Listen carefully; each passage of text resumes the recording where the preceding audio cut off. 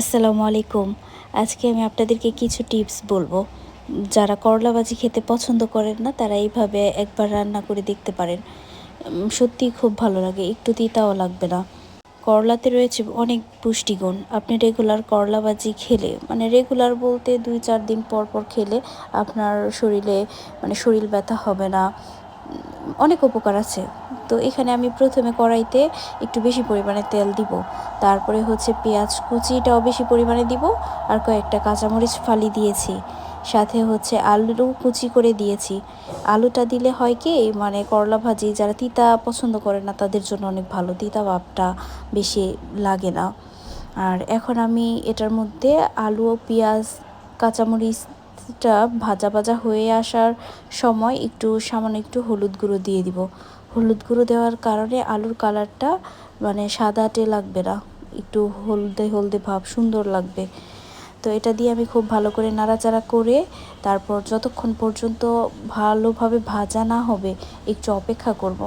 তারপর দিয়ে দিব আপনার করলাটা আমরা যখন দিব তখন হচ্ছে বেশি নাড়াচাড়া করবেন না। আলুটা দিয়ে তো দেখলেন অনেকবার নাড়াচাড়া করেছি, কিন্তু করলাটা দেওয়ার পরে আমি বড় জোর 2 বার বা 3 বার নাড়াচাড়া করেছি।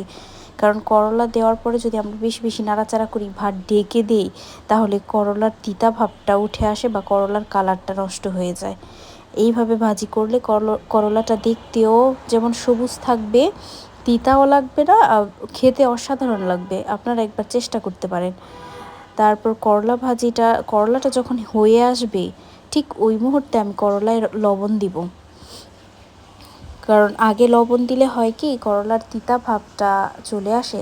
আপনি নামানোর একটু আগে লবণ দিবেন, দেখবেন করলা ভাজিটা ভীষণ ভালো লাগছে। এইভাবে করলাটা ভাজি করে আপনি পোলাওর সাথে মেহমান আসলে দিতে পারেন। আবার হচ্ছে আলুর পরিমাণটা বেশি দিয়ে ভাজি করে ছোট বাচ্চাদেরকেও খাওয়াইতে পারেন। কারণ করলাতে সবুজ সবজি, তো ভিটামিন সি এর পরিমাণ অনেক বেশি। আর এটা একটু করলাতে আপনার করলাটা রেগুলার খেলে যেমন ব্যথার জন্য ভালো, তেমনি হচ্ছে বাচ্চাদের কৃমির সমস্যা থাকে সেটাও দ্রুত উপশম হওয়া যায়। এই তো দেখেন আবার করলা ভাজিটা একদম হয়ে গিয়েছে। এখন আমি একটা বাটিতে নিয়ে নিব। বাটিতে নামানোর সময় এই যে দেখেন কালারটা খুব সুন্দর রয়েছে। এখানে আমার লাইটের স্বল্পতার কারণে পুরোপুরি কালারটা বোঝা যাচ্ছে না, কিন্তু সামনাসামনি সত্যিই অনেক সুন্দর হয়েছে কালারটা। আপনারা যারা ভিডিওটা দেখতেছেন সবাই একটাবার এইভাবে বাসায় তৈরি করে দেখতে পারেন, ভালো লাগবে। আর অবশ্যই কমেন্ট করে জানাবেন কেমন হয়েছে। আর যদি আমার ভিডিওটা ভালো লাগে তাহলে অবশ্যই আমার চ্যানেলটা সাবস্ক্রাইব করবেন, ভিডিওটা শেয়ার করে দিবেন। ধন্যবাদ। আসসালামু আলাইকুম। আল্লাহ হাফেজ।